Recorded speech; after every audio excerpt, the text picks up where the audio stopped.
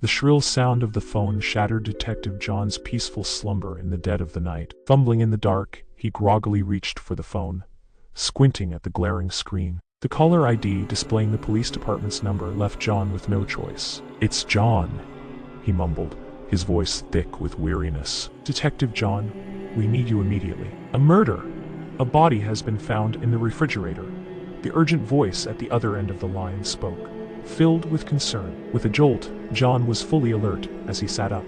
"I'll be there right away," he replied, his heart pounding with anticipation. Moments later, he swiftly donned his gear, snatched his car keys, and dashed out of his modest apartment. The stillness of the nocturnal Hanoi enveloped him in its chilly embrace, the dim streetlights casting a hazy glow over the surrounding. Hastening to the location, he soon arrived at an aged dwelling nestled in a tranquil neighborhood. Upon entering, an eerie frigidity hung in the air, accompanied by the penetrating gazes of the onlookers. A young officer, visibly pale, approached him. "Detective, the victim is Mrs. Sarah. Aged 45, she was discovered in the refrigerator by her close friend, Mr. Jack," he stammered, his voice shaking. John acknowledged and proceeded to the kitchen. The stark illumination from the overhead light illuminated the grim scene. The refrigerator stood ajar, revealing the contorted form of Mrs. Sarah, her wide-open eyes seemingly holding unspoken words. "Where is Mr. Jack?" John inquired, his attention unwavering from the body. "He's in the living room, completely distraught," the officer responded. Exiting the kitchen, John made his way to the living room, finding Mr. Jack seated on the sofa, his hands clenched and his gaze vacant. "Mr. Jack, I'm Detective John. Can you recount what transpired?" John queried, his tone gentle yet resolute. Mr. Jack looked up, tears brimming in his eyes. I went to visit Sarah as usual. But when I opened the refrigerator to grab a bottle of water, I saw her. Oh my God, Sarah." Mr. Jack crumpled, overcome with emotion. John returned to the office, bringing with him the documents he found at Tom's abandoned house. He began analyzing every detail, from the photos to the horrifying notes. The images of the victims in a state of horror, and the detailed notes on each murder sent chills down John's spine. While examining the documents, John noticed a common pattern in the cases.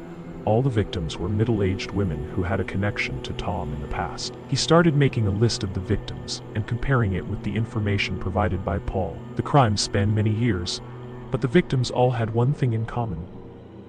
They had all met and interacted with Tom at some point. John felt that he was getting closer to the truth, but there were still many things he didn't know. He decided to meet with one of Tom's old friends to learn more about his past. This person's name was Chris, who had been Tom's close friend since college. John found Chris's address, a small house located in a quiet alley. He knocked on the door, and a middle-aged man opened it, looking tired and worried. "Mr. Chris, I am Detective John. I am investigating the death of Mrs. Sarah, and I have some questions about Tom," John said in a serious tone. Chris invited John into the house, and they both sat down in the living room. "Tom, I never thought he could do such terrible things, but I will try to help you with whatever I know," Chris said, his voice filled with concern. John began asking about Chris's relationship with Tom, as well as any strange behavior exhibited by Tom in the past. Chris recounted that Tom used to be a very smart and friendly person, but after graduating, he began to change. Tom became cold,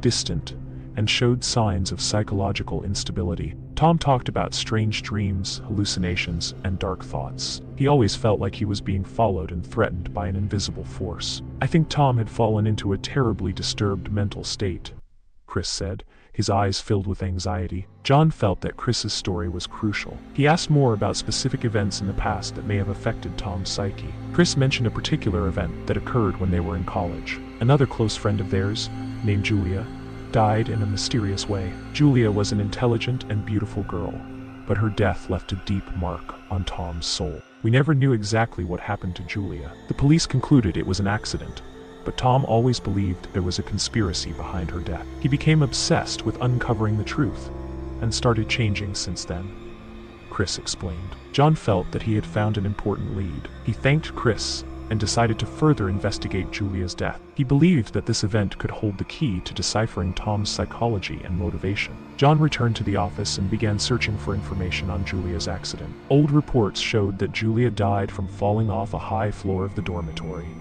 but there were no clear signs of a struggle or any external intervention. The police concluded it was an accident, but John felt that something was not right. He continued his investigation and found an old photo of Tom, Chris, and Julia from their college days. In the picture, they looked happy and content, but Tom's eyes revealed a vague sense of worry. John realized that in order to understand Tom's psyche better, he needed to delve deeper into Tom and Julia's relationship. John decided to contact Julia's family to inquire further about her and the events surrounding her death. He found Julia's parents' house, a small house located in the outskirts of the city. Julia's parents warmly welcomed him and were willing to share everything they knew. Julia was a well-behaved and smart child, always cheerful. Her death was a big shock, they said sincerely. The events surrounding her death. He went to Julia's parents' house, a small house on the outskirts of the city. Julia's parents welcomed him sincerely and were willing to share everything they knew. Julia was a well-behaved, smart, and always cheerful child. Her death was a big shock to our family, said Mrs. Sarah, Julia's mother, with a choked voice. John asked about the relationship between Julia and Tom, as well as any strange signs that Julia may have encountered before her death. Mrs. Sarah recounted that Julia and Tom were very close, but a few months before Julia's death, she began to show signs of worry and fear. She often had nightmares and felt like she was being followed. The child once told me that she felt someone was watching her and wanted to harm her, but I didn't think it was true until everything happened, Mrs. Sarah said. Her eyes red. John felt that he was getting closer to the truth. He thanked Julia's family and promised to do everything he could to solve the case and bring justice to Julia. On his way back to the office, he couldn't stop thinking about the new information he had just gathered. That evening, John decided to revisit the crime scene where Julia died. He wanted to feel the atmosphere and check for any details that may have been overlooked in the initial investigation. The old dormitory